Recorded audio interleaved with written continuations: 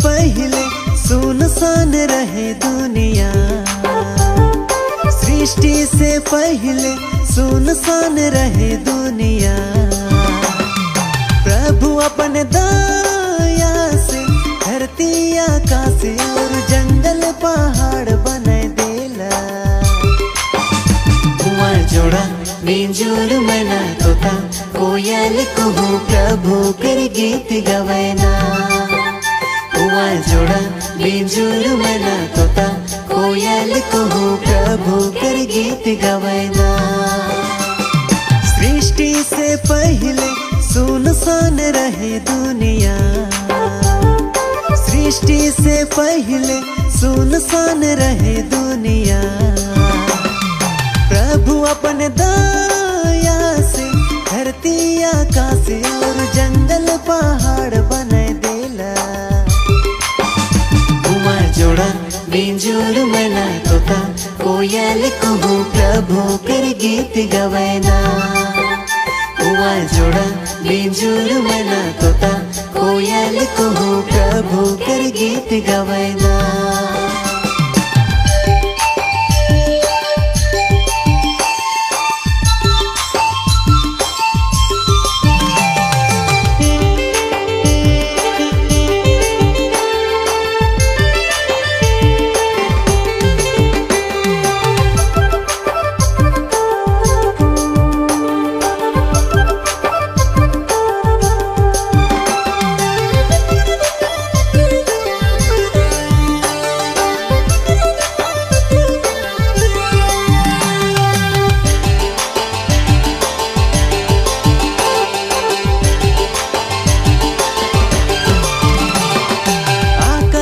नीचे गहरा समुंदर रहे, आकाश कर नीचे गहरा समुंदर रहे। प्रभु अपन दया से जल से अलग करी सुंदर धरती बना देला। कुआं जोड़ा बिंजुर मना तोता कोयल कुहू प्रभु कर गीत गवैना। कुआं जोड़ा बिंजुर मना तोता कोयल कुहू प्रभु कर गीत गवैना।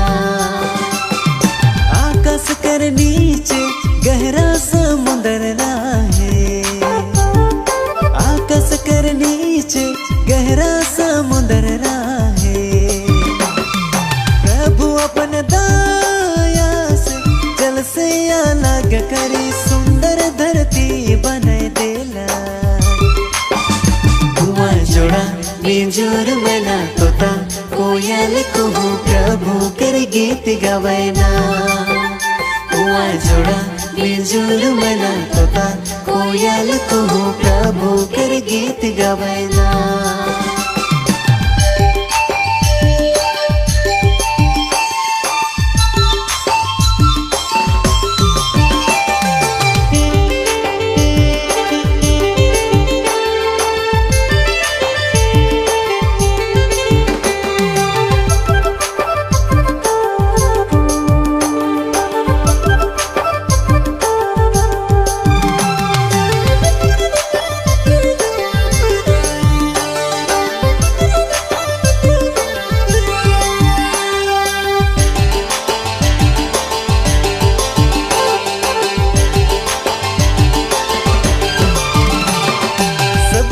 के बनाला मनवा के खास बनाला, सब कुछ के बनाला मनवा के खास बनाला।